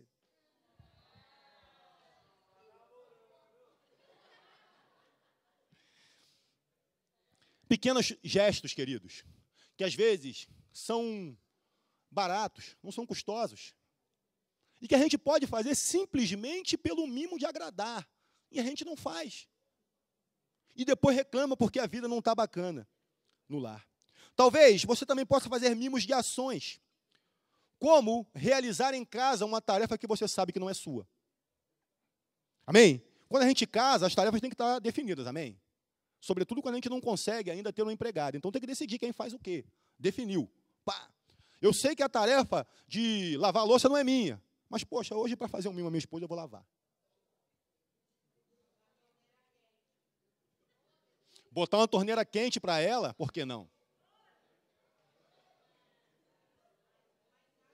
Amém? E quando ela não estiver se sentindo bem com a louça, você precisa levá-la para terapia. Terapia chega e louça para pensar. É brincadeira. Mimos de ações, queridos. Como, por exemplo, levar um café na cama para ela. O mais simples que seja o café. Só pelo ato. Você está me entendendo? Quem está me entendendo? Só pelo ato. Deixar um bilhetinho escrito para ela, dizendo que a ama. E ela para ele. Quanto tempo você não faz isso? Você que já tem mais de 2 anos de casado. Coisas que normalmente o outro tanto gosta. Dar uma manhã de descanso para sua esposa. Pegar as crianças e levar para a rua. Vem cá, a gente vai brincar hoje na rua, deixa a mamãe aí. Deixar que ela cuide de si mesma, da sua aparência, da sua beleza. Porque, queridos, vamos combinar que a mulher não acorda montada, amém? Se você não der um tempo para ela ficar naquele padrão, e aí depois tu vai reclamar, falar, poxa, minha mulher não se cuida mais, que não sei o quê. Mas vê se você está dando tempo para que ela possa ficar naquele padrão. São pequenas ações que regam o amor. Repita, pequenas ações regam o amor. Amém? Essas coisas parecem pequenas, queridos, mas podem gerar um impacto muito grande. Amém? Pense como seria bacana o seu relacionamento se vocês dois praticassem atos de bondade um para com o outro, durante todo o tempo. E não se esqueça que quando a gente casa, é para fazer o outro feliz. Tem um montão de gente lá fora, está casando para quê? Estou casando para ser feliz, já está perdendo. Tem que casar para fazer o outro feliz. Eu vou me empenhar para te fazer feliz, Flavinha. E ela se empenha para me fazer feliz. E as coisas andam. Se eu caso achando que vou ser feliz, vou casar para ser feliz, o dia que eu achar que estou infeliz, eu vazo. É por isso que as pessoas têm se separado. É por isso que as pessoas estão abrindo mão do casamento. Porque elas estão buscando uma felicidade nelas mesmas. Quando o empenho deveria em fazer o outro feliz. Amém? É para fazer o outro feliz, como numa partida de frescobol, né? Que é diferente do tênis. O objetivo do tênis é você dar as cortadas, pá, e botar a bola onde o outro não alcance. Já o frescobol, quem conhece o frescobol, né? Todo mundo conhece? O objetivo é a bolinha ficar sempre alta. A bola do outro está sempre em alta. A gente está sempre ali levantando a bola do outro. Amém? Esse é o relacionamento que Deus imaginou para nós. O amor do tipo frescobol. 4. O poder do serviço. Mateus 7:12 na parte A. Assim em tudo, façam aos outros o que vocês querem que lhes façam.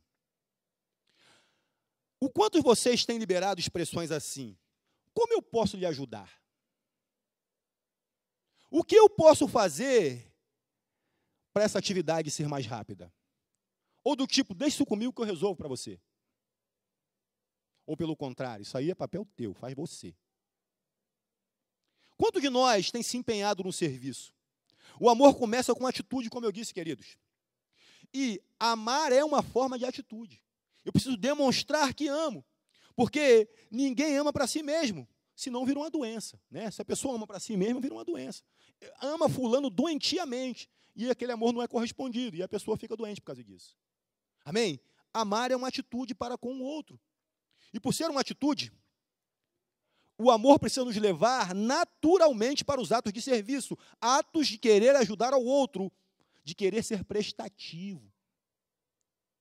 Querer ser prestativo com a esposa querer ser prestativa com o marido, um ajudar o outro. Afinal de contas, a missão é a mesma.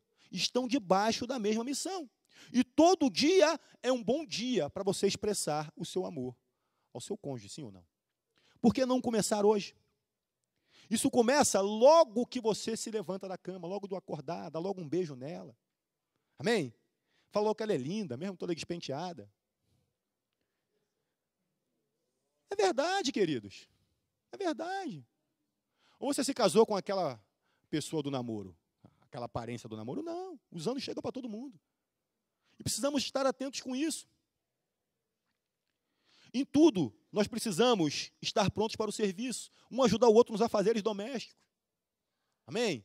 Enquanto um lava o banheiro, tu arruma a casa. Né? Lá em casa a gente faz até linha de produção para dar banho nas crianças. Eu dou banho num, aí tiro lá, passo para a Flávia, ela está penteando, enxugando, aí o outro termina o banho, ela já leva para trocar a roupa, eu passo a enxugar o segundo, e daqui a pouco está todo mundo pronto, a gente sai. A gente não se enrola com criança, por quê? Porque a gente faz linha de produção. Na sua casa já está definido quem faz o quê? A divisão das tarefas, como eu disse, é algo importantíssimo na vida comum do lar. Sobretudo se sua condição financeira não te dá condição de ter um ajudante na sua casa. Então, defina os afazeres. Seja pronto para ajudar no serviço. Repita, são necessários dois. O amor verdadeiro pense em ajudar e vai buscar isso de uma forma frequente. Como casal, nós podemos realizar muito mais juntos do que separados. Se eu uno as minhas forças com a minha esposa, eu tenho condição de realizar muito mais do que estando separado, de que cada um buscando o seu objetivo particular. É fundamental que exista um acordo na vida comum do lar. E o serviço é uma forma de ajuda mútua, de divisão de responsabilidades e da carga de trabalho que é exigida num casamento. Há uma carga de trabalho dentro do casamento. Há responsabilidades assumidas, importantes e seríssimas dentro do casamento. E se não houver a divisão da responsabilidade, se um não colaborar com o outro, de nada vai adiantar. Porque o profeta Amós perguntou certa vez, 2 pessoas andarão juntas se não estiverem de acordo? E a resposta, que ele também falou em Amós 3, não chegarão muito longe, nem caminharão muito bem. o marido e a esposa precisam formar algo conhecido como a equipe do lar. Se vocês formarem, se nós formarmos a equipe do lar, o nosso casamento será poderosíssimo. Amém? E o último, e não mais importante, não menos importante, o poder do toque físico. 1 Coríntios 7, 3 e 4. O marido deve cumprir seus deveres conjugais para com a sua mulher, e da mesma forma a mulher para com seu marido. A mulher não tem autoridade sobre o seu próprio corpo, mas sim o marido. Da mesma forma, o marido não tem autoridade sobre o seu próprio corpo, mas sim a mulher. Sexo. Essa é a parte que os homens acham que, depois de se casar, vão ter todo dia, muito pra caramba beça, de manhã, de tarde, de noite e à vontade. E aí chega a esposa e diz, SQN. Se você acha que vai casar para ter sexo todo dia, esquece. Simples assim, não é por aí, querido. Até porque todo mundo tem um limite físico. Amém? É verdade. É verdade. O sexo é uma parte muito importante do casamento. E nós, pelo fato de sermos criaturas sexuais, de acordo com o propósito de Deus, por isso mesmo há o propósito da reprodução através do sexo. Este não é o único objetivo do sexo. Não é simplesmente a reprodução. Sexo fala também de companheirismo. Porque Deus disse que o homem e a mulher se tornarão uma só carne. Tanto que no relacionamento sexual, um se une ao outro. É um ato de proximidade tremendo. Fala também de prazer. E não por acaso, Cânticos dos Cânticos está repleto de esclarecimentos a respeito do amor e a respeito da forma de se relacionar sexualmente entre o casamento. Então, o propósito é que o sexo, o toque físico, seja praticado dentro do relacionamento com saúde. Da forma saudável, pensada, planejada por Deus. Amém? Amém? Ah, graças a Deus. Não me deixem só, queridos. Mas, embora não seja para ser praticado todo dia, não é algo que possa ser esquecido depois de 2, 3 anos de casamento. Porque enquanto era solteiro, enquanto estava namorando, enquanto estava noivando, né, o negócio era brabo, o bagulho era doido. E depois que casou, depois de 3 anos, aí, como é que era mesmo, hein? Não pode, querido. O desejo de Deus é que nós encontremos o amor sexual santo e desfrutemos dele durante toda a vida de casados, enquanto o organismo suportar. Né? Porque aí tem hora que o organismo não suporta mais, é paciência. Né? Mas esse amor sexual deve ser santo. E ele se torna maculado no momento em que um dos dois, ou até os dois, começam a contaminar o seu leito, seja com práticas pornográficas, assistindo programações nada santas, lidos materiais pornográficos impróprios. Começa a macular o leito e sair da direção dada por Deus e começa a ter a orientação de Satanás. Começa a ver comparações. O marido, quando começa a ver aquelas cenas, aquelas imagens, começa a pensar, poxa, a minha não é mais assim. A mulher começa a ver o cara e fala, poxa, o meu não é mais assim. Maculam o leito. Faz com que ambos comecem a pensar e imaginar coisas que faz com que o propósito do casamento e do sexo no casamento seja perdido. Hebreus 13, 4. O casamento deve ser honrado por todos, o leito conjugal conservado puro, pois Deus julgará os imorais e os adúlteros. Amém? E quanto a atender às necessidades sexuais do cônjuge, como você se avalia? Pergunta isso aí para você mesmo. Será que você já se perguntou isso? E se respondeu com sinceridade? Tanto o homem quanto a mulher? Vejam que na passagem que eu li na abertura desse tópico, O marido e mulher são desafiados a satisfazer as necessidades sexuais do outro e não se recusarem um ao outro. Nosso corpo deve ser um presente mútuo. Por isso ele tem que estar sempre bonitinho, cheirosinho. Ninguém vai dar um presente fedido para o outro. Nós precisamos nos disponibilizar a dar e receber prazer sexual, porque esse é o plano de Deus. Um sexo praticado sem gerar prazer entre marido e esposa, tem algo muito errado que não está certo. Precisa ser verificado o que é.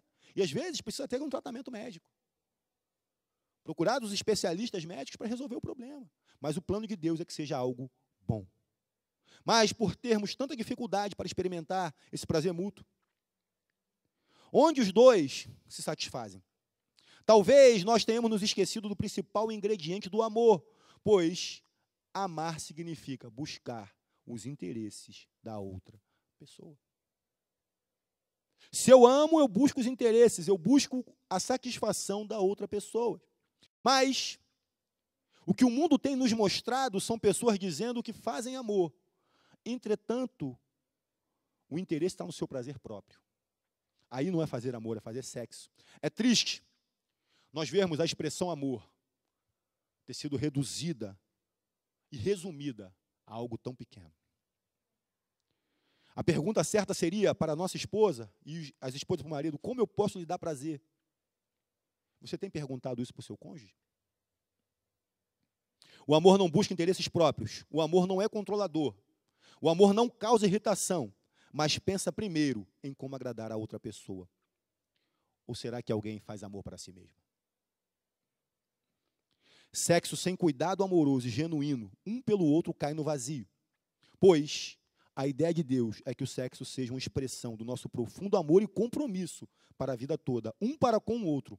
Qualquer coisa abaixo disso está aquém da intenção de Deus para o casamento. Amém? Vamos ficar de pé para finalizar?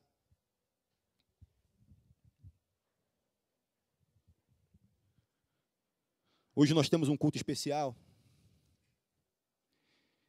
Eu creio que nenhum de nós tenha pressa de ir embora, até porque a gente ainda tem ainda um momento de comunhão para fazermos aqui.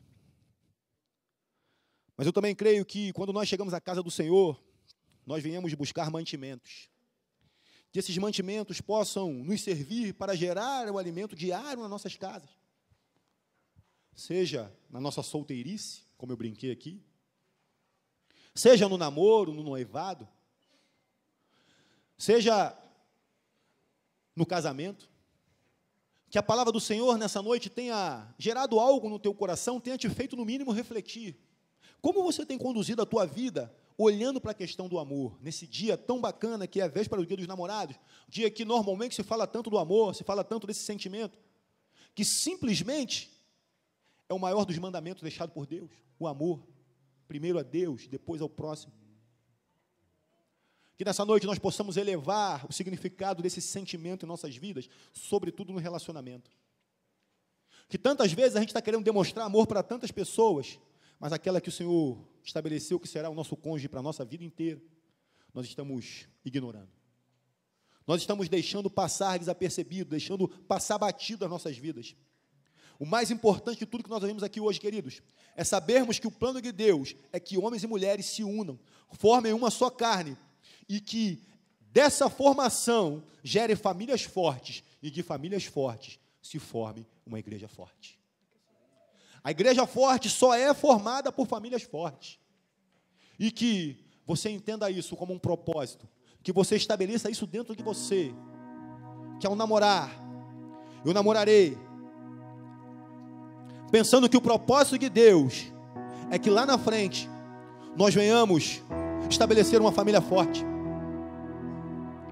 estabelecida na rocha, que a palavra do Senhor é a direção do alto.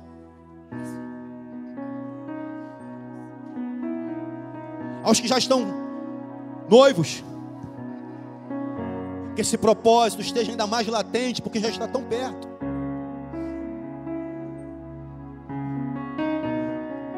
E aos que já se casaram, eu creio verdadeiramente que o propósito de Deus é que os nossos casamentos sejam como luzeiros. Que o Senhor nos coloque em lugares altos, não para a nossa própria glória, não para a nossa vanglória, que é uma glória vã, que não serve para nada, mas para a glória dele, para que outros possam ser iluminados com o amor do Senhor, que será propagado nas nossas casas. Que todos nós nessa noite nos agarremos com força a essa direção do alto. Casamentos fortes, estabelecidos na direção de Deus.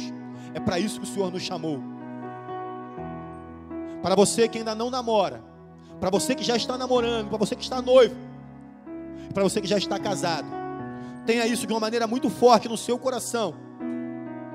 Porque o relacionamento entre homem e mulher é um mistério profundo da parte de Deus. Não é uma brincadeira. Não é algo que nós possamos tratar de qualquer forma. É algo muito sério. Não vamos nos deixar amoldar pelos padrões do mundo, que vê um dia dos namorados como o dia de sair à caça, ou simplesmente algo comercial, que é só para que alguém dê presente para alguém. Não. Se esse dia está estabelecido, que seja um momento que nós refletirmos o que o Senhor tem para nos dirigir acerca do amor. Feche seus olhos, nós vamos orar. Pai, em nome de Jesus, que essa palavra, Senhor, encontre morada nos corações que aqui estão. Eu creio verdadeiramente que nenhum de nós chegou aqui por acaso. Sempre há um propósito, porque a sua própria palavra garante que ela nunca, jamais voltará vazia. Sempre ela irá cumprir o propósito para aquele que ouve. Que a sua palavra, Senhor, encontre morada nos corações que aqui estão. Que a sua palavra seja entendida. Que a sua palavra seja recebida. E aqui ao recebermos, Pai, todos nós possamos fazer bom uso dela. Porque muito mais do que ouvirmos a palavra, é estarmos dispostos a praticá-la diariamente nas nossas vidas. Abençoa, Pai, a cada um que está aqui. A este jovem, Senhor, a esta jovem que ainda não namora. Dá para ele e para ela, Senhor, a tranquilidade de esperar em Ti. Dá para ele e para ela, Pai, olhos espirituais, para poderem, Senhor, enxergar aquilo que o Senhor tem proporcionado diariamente. Que ele e ela que ainda não namoram possam encontrar prazer nas coisas simples da vida, como amizade, como momento de estudo, o momento de estudo da Tua palavra, na comunhão de casa com os amigos na igreja. Que o foco não seja só o namoro, Pai. Senhor, fala ainda a esses que estão namorando ou noivando, Pai, ou estão noivos. Diga para eles, Senhor, que vida de namoro e noivado ainda não é vida de casamento. Que é importante que haja uma separação. Que é fundamental, Pai, que eles não coloquem o carro na frente dos bois, que não invertam as situações, que não queimem etapas, que vivam plenamente cada degrau da vida que o Senhor estabelece para nós. Cada etapa precisa ser cumprida, cada etapa precisa ser passada dentro do tempo. E aos casados, Pai, a todos nós casados, Senhor, que nessa noite haja nos nossos corações, Pai, a disposição de regarmos esse amor, de regarmos, Senhor, esse relacionamento. Porque eu creio, Pai, que todos nós que colocamos o nosso relacionamento debaixo da Tua direção, que pedimos a Tua bênção no dia do casamento, ou aqueles, Pai, que eventualmente estão casados, mas ainda não tiveram, Senhor, esse ato de vir à Tua presença, pedir a Tua bênção. Mas, Pai, eu creio que o casamento é algo do Teu coração, é algo poderosíssimo, que precisa ser descoberto diariamente na vida comum do lar. Que estes, Pai, fiquem firmes no propósito, se empenhem, Senhor, em fazer o outro feliz, se empenhem, Pai, em se dedicar com palavras de bênção, com ações, Senhor, que abençoam, e que em todas as coisas, Pai, eles vão de maneira plena. Abençoa essas vidas que aqui estão, Pai. Guarda-os, Pai, dos seus corações, dos seus pensamentos. Pai, eventualmente aquele que estiver aqui, Senhor, pensando em abrir mão do casamento, que o Senhor venha revelar nesta hora o tamanho, Senhor, da besteira que está propenso a fazer. Não separe o homem aquilo que Deus uniu. Não abra mão do seu casamento.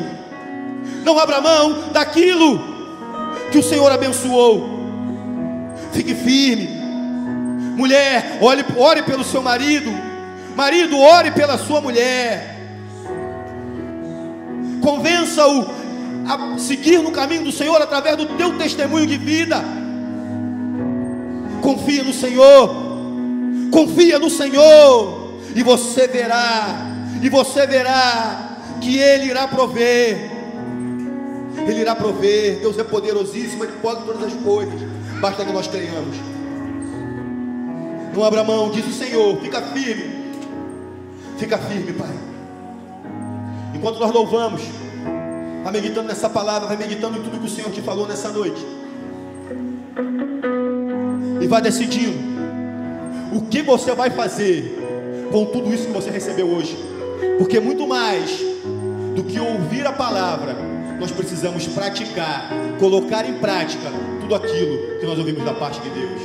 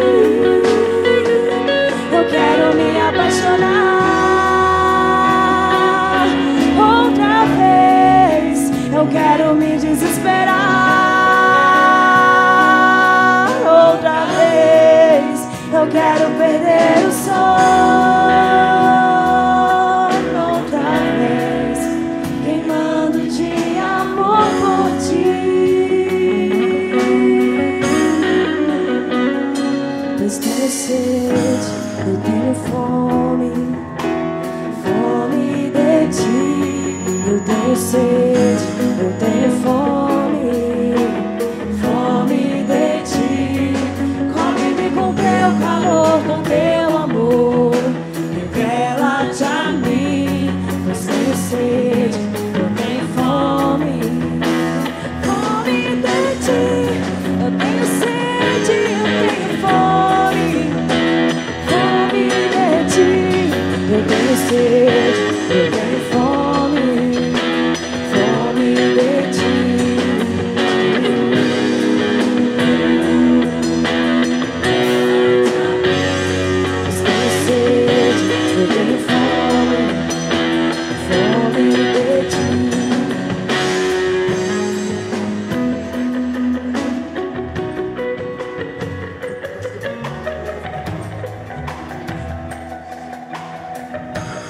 Quem sabe, querido, querida, nessa noite, que nós temos como pano de fundo o amor, o dia dos namorados. Quem sabe nessa noite, assim como nós cantamos neste louvor, você esteja precisando estabelecer definitivamente o teu amor pelo Senhor. Quem sabe nessa noite o Espírito esteja falando ao teu coração que o seu amor pelo Senhor anda frio, que o seu amor pelo Senhor carece dos mesmos cuidados, dos mesmos carinhos que foram descritos aqui para com um casal. Quem sabe você não esteja dando a atenção necessária aos momentos a sós com o Senhor, com o Espírito Santo. Quem sabe você não esteja se dedicando aos encontros que Ele tem ido sozinho, esperado por ti, e você simplesmente não comparece. Nessa noite, o Espírito pede que você ponha a mão no seu coração e faça essa oração. Se você também ainda não declarou o seu amor por Jesus, também faça essa oração, põe a mão no coração como ponto de contato e declare assim o seu amor por Jesus também, estabelecendo nessa noite que o seu principal motivo de amor é o Senhor. Porque se você não declarar o seu amor a Ele com toda a tua força, com toda a tua sabedoria, com todo o teu ser, com toda a tua energia, você não terá condições de amar plenamente a pessoa que tem sido separada para você nessa vida. Mesmo que você ainda não namore, mesmo que você já esteja namorando, noivo ou casado, você só será pleno neste relacionamento se acima de tudo você estiver alinhado com o Senhor, que é todo amor.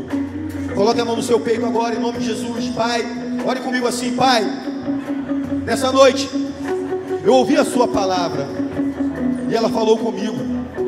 Pai, eu quero me redimir da minha frieza, dos meus momentos em que eu priorizei a mim mesmo em detrimento do teu amor. Eu sei que o Senhor me amou primeiro.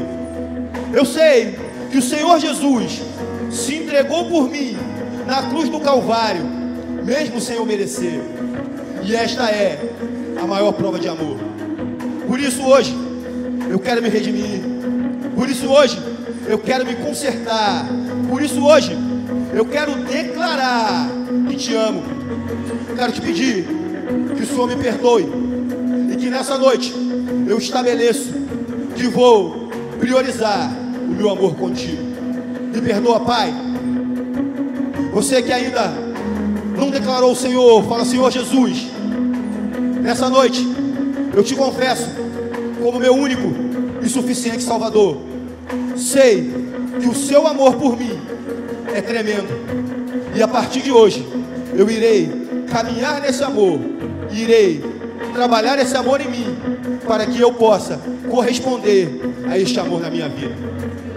Glórias a Deus, aleluias. Obrigado, Deus, por tudo que o Senhor falou conosco hoje. Dá-nos ainda, Pai, um momento alegre aqui na comunhão. Eu abençoo o alimento que nós iremos comer. Eu abençoo, Pai, o momento que nós teremos aqui ainda, Senhor, de confraternização.